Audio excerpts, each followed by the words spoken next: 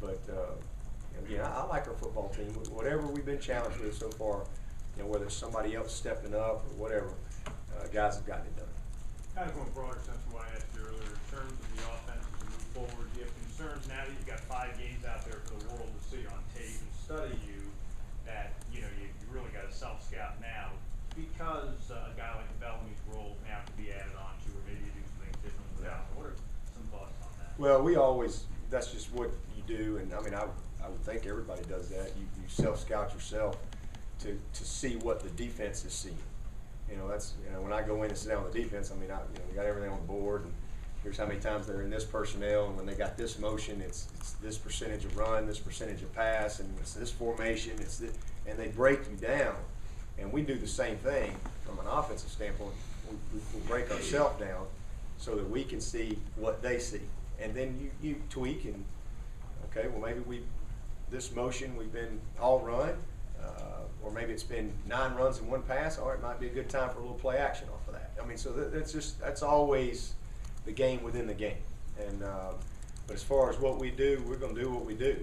They can stop us. They stop us. I mean, we're going to run the zone. We're going to run the power, the counter, the sweep.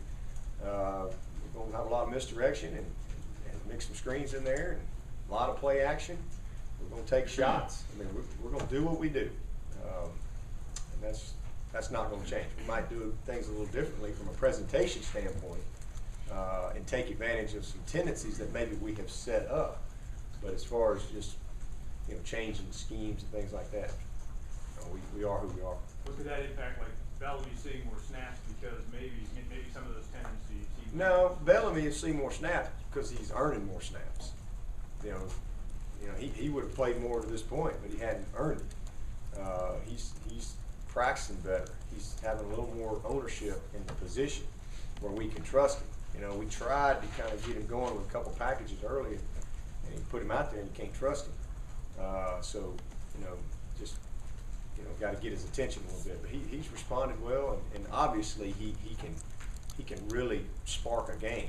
And but if he continues to practice like he did last week and how he did last night, then you'll see his role increase. Because he's earned it, and because he can change a game. How good of a story has Tig been for you this year? I mean, just the way he's been playing. I mean, he's been great. ACC Player of the Week this week, and really good tackler. Kevin loves him. I mean, he just absolutely loves him. It's just good. It's good. That's what you want. You want guys to get better in your program. You want to see guys improve. And again, not everybody's great as a freshman. That doesn't mean you're not a good player. That's what I don't like about recruiting. All of a sudden, if a guy doesn't come in, he's not great as a freshman. Well, everybody wants to move on to the next guy. And it's just guys get better at different stages. They improve, and that's what you want to see. You want to see guys just stick with it. And Tig's a great example of just sticking with it and doing what he's been coached to do. He's gotten stronger. He's bigger. And, he's always been able to run. He's always been a tough guy. He's had a lot to learn. I'm really happy for him. I'm really happy that he's having the kind of season that he's having, and a really good special teams guy. He was one of the guys we made a change with on punt team last week. We put him in there at the wing position, and man, what a great job he did. I mean, he really cleaned it up, and he was just one of those guys, again, that takes a lot of pride in his performance. Doesn't say a whole lot. You never hear his name off the field. I mean, he just handles his business. He's a very good student. Really, really proud of him. It's good to see, him getting the most out of Clemson. Do you think his wrestling skills have helped in his football? No question. No question. I mean, he's Houdini sometimes. As far as how he can get cut and get up. He made a play the other day. I mean, or 2 games ago, and he got cut, and his feet go up in the air, and his hands are on the ground, but he never goes down. And then he goes and makes a play. I mean, he's just slinky, and does a great job of avoiding linebackers. Very, very limber and flexible. He's a good blitzer, and has really gotten better with his coverage. And that's why you've seen him more in there on the nickel situations. He's become a starter in that package. One thing on back to the offense, Chad was saying yesterday, he still wants to be able to get to the point instead of snapping at 15 to 18 seconds. To be able to get into the zone where you're going 25 seconds. That kind of thing, really put it in overdrive and keep the team on its heels. Are you getting any closer to being able to do that? Oh yeah, at times we have. We weren't very good. I mean, first half we were okay, but you know, you had a lot of things to manage the other night, and we were having a hard time kind of, you know, getting Taj to get that tempo going for us and getting his eyes over there. But we were on track. In the second half, we just too many 3 and outs, and then the latter part of the game, you're taking the air out of the ball and you're changing how you're operating. So, but you know, we're that's an area that we're still a work in progress. I mean, guys are still learning how to play like we want them to play, and you know, hopefully we can continue to be a good third down team and make sure we're getting the snaps that we want. But you know, we want to get at least 80 a game, and I think we'd have been close the other night if we'd have just made a couple more first downs and played with a little better tempo like we were trying to get. But Taj has to drive that. He's got to drive that. But what we were talking about was we're seeing some teams this year, once they get a drive going, then they pick it up. In other words, first down, Yep. another first down, then all of a sudden they're going 25 seconds and the defense can't get up the Yep. field. And, Yeah. you know, like a change of pace. Oh, yeah. You're going fast, but then you're going really fast. Yeah. And then sometimes they'll back it down. Yep. So Yep. is that part of the master plan? Oh yeah, oh yeah, yeah. We want to press them, especially when you move those chains. You know, when the ball's in the same spot, you're not going very fast. But when the ball's moving, then you're pressing them because they got to find the ball, they got to get people on. I mean, there's a lot going on. But when you get first down, you see us. I mean, we're pushing. We're as fast as we can possibly go. We want to press them. Because when defenses are getting first downs on them, you know, it's kind of lets the air out of them a little bit. So tempo is definitely a factor in that regard. Brandon Thompson, your thoughts for a guy so big to be so far off the radar nationally? And it seems he's having. He ain't off the radar of the National Football League. I can tell you that. He's I don't know why he's off the radar nationally. I don't. You know, again, that doesn't matter. He's a great football player. I mean, this guy is heart and soul of our defense and doesn't say a word. Although I think he talks a lot on the field. I really do. I think he talks a lot on the field. I think he talks while he runs to tackle people. But he's just a joy to be around every day. A very, very, very good player. I mean, a very good player. Going to be a high draft pick. And plays the game the way it's supposed to be played. You know, relentless. If you know, think about Brandon. You see, go back to that play the other night where Meeks got the ball, Carlton Lewis hits it, pops it up, Meeks gets it, and he's running. And you know, he's got no chance to get out in front to block for Meeks, but he is full speed as fast as he can, chasing downfield. You know, and I mean, I made a point to the team. You know, Meeks is way out front, and there comes 98. I mean, he's wide open, running 50 yards. I mean, that's the kind of guy he is. I mean, that's the epitome of Brandon Thompson. You know, he likes to play. He hates to come out.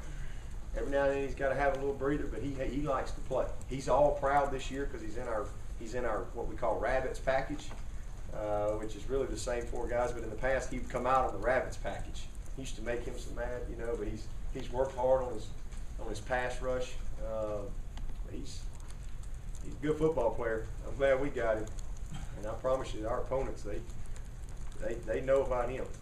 They don't take long for him to show up. Kind of like that number 40 for BC. You turn the film on, you notice 98 when you see Clemson, no doubt. Is that the key? Is he as much a key to your defense against the run? Yes. Because when he seemed to be able to shut down in the middle and then they go wide, Yes. and you've got more of an advantage when they Yes. try to run wide. And then we did a much better job Saturday night of containing. You know, we had some people getting outside of us. We're hard to run at. The reason we're hard to run at is Brandon Thompson. You know, he's you can't block him one guy. One guy ain't gonna block him. So he'll gobble up a couple of blocks. Well, that allows your linebackers to run. You know, Rennie Moore is a load in there. You know, we are hard to run at. You know, people had more success spreading us out and trying to create a little bit of space. But you know that, and Brandon, you know, he does fine in that. But obviously he's on the run then. But he's got to do a great job of commanding double teams, and then everybody has to play gaps around him. He might not show up as much in the stats, but I promise you he's impacting the game in a huge, huge way. Coach, will you use homecoming and the potential trophy coming back as motivation for your players? You talk to them about that at all? Yeah, we lost homecoming last year. It was miserable. You know, you just don't lose homecoming.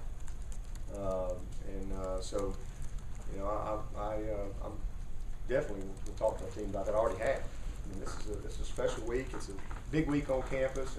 Our students, they put a lot of effort into, you know, a lot of projects and the floats and all that stuff. We got Tiger Rama. You know, a lot of people will be here for that, and you know, we plus, you know, we play at home. I mean, you know, we're supposed to win at home, but homecoming is a special time, and we need to make sure that we're focused and we play our best game. That we try to do the very best we can. Are you surprised that because it's homecoming, you're ranked in the top 10 of the nation, you're undefeated, and yet there are probably still 5,000 or 6,000 tickets available? No, I mean, I don't really worry about that. I mean, hopefully somebody will gobble them up. I did some kind of video yesterday that somebody told me, I think it said about 4,500 were left. And my comment is, listen, let's fill every seat. You know, bring a friend, call somebody, tell them it's homecoming, and you know, hopefully they'll come fill it up. But we'll have a great crowd there. I don't worry about that. We'll have a tremendous crowd. A couple of the kids Saturday night talked about. It's funny because it wasn't a reaction to a question. It sort of came out of their mouths spontaneously. The idea that there's this perception of Clemson that something bad's going to happen. You know, you're going to lose to somebody you shouldn't lose to. Something bad's going to happen. Somebody said, "We're not 2006." Yeah. Is it important for these kids to sort of go their own way, to not sort of live with whatever these perceptional things are? Well, I just think that's just kind of a common thing out there that people want to compare you to the past. You know, it's like, you know, a lot of people, you know, want to lump whatever's going on right now at Clemson with the last 20 years, the last 30 years. Well, my thing is well, why can't it be different? You know, why does it have to be like that? Why can't we change? You know, here's how you change it. First of all, you believe that you can, which has been the foundation of this program from the day I got this job, was to try to create an attitude of belief. Because if you don't believe, you got no chance. If you're those people that sit around and say, well, they could never do this, well, you just wait, Clemson will lose this game and they'll do that. Well, you know, I just don't think that way. I'm just not wired that way. I've always been just the opposite. And all right, hey, what can we do? And I really think Clemson can be special. I think it can be one of the elite programs in college football. And my goal for this program is to make it the model program for college football. I want people to say, man, look what Clemson's doing, and look how they're doing it. And we're not there yet, but hopefully we can continue to make those steps in that direction as we continue to recruit and you know, have consistency. We got to go have consistency in the program until those perceptions are going to stay out there until we do it. And you know, this team has been about change. This team has made a decision that, you know what, you know, I believe that things can be different than the way they've been however long. And that's what I love about these guys. Because, you know, that's unfortunate because a lot of people tell you at Clemson how it used to be or why you can't do this, you can't do that. And it's been a little bit of one of the reasons that you haven't had the success here, in my opinion. And so as it goes back to my point, if we're going to change it, we got to do it from the inside. And eventually it'll change on the outside. Devo, talk That's what about hopefully we're doing. the crowd waiting on you when you